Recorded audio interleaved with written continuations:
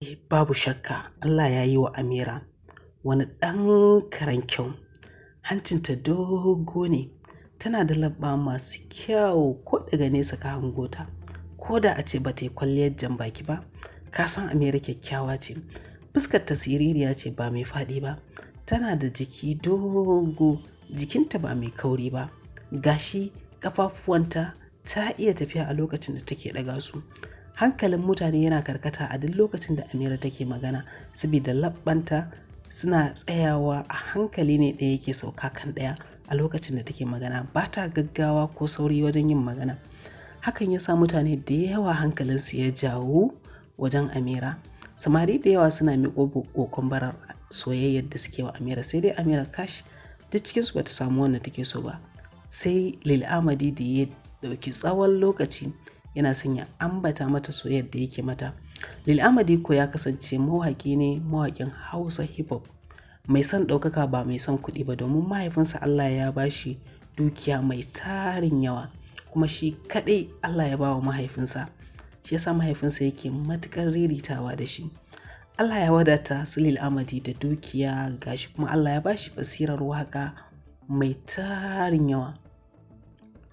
Hakan ne yasa Amira ta ji lallai tana son Lil Amadi, saboda gaye ne ɗan wanka kuma mawaƙi ne, saboda Allah ya ɗora wa Amira son waƙa.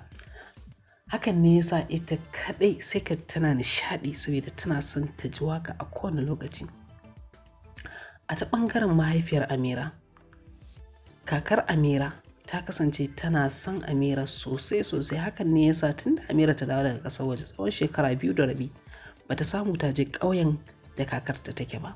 Ƙauye ne kuma wannan aka ƙawata shi da kayan ado irin na mutanen da fulawoyi masu sanyaya jiki, daɗi da kuma ruhi cikin annashuwa.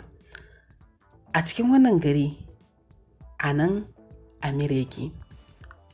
Wannan Amir ɗin shi ne wanda ya kasance natsatsen mutum mai kamala da ƙasaita, ga hankali ga ilimi.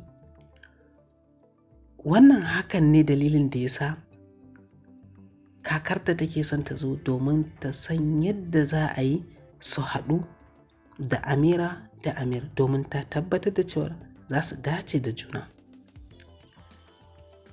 Yayan Amira yana ƙasar Istanbul, sai jin labari yake akan cewar ƙanwarsa za ta je ƙauye. Hakan yasa yake shirin shi ma dawowa domin a yi tafiyar tare da shi.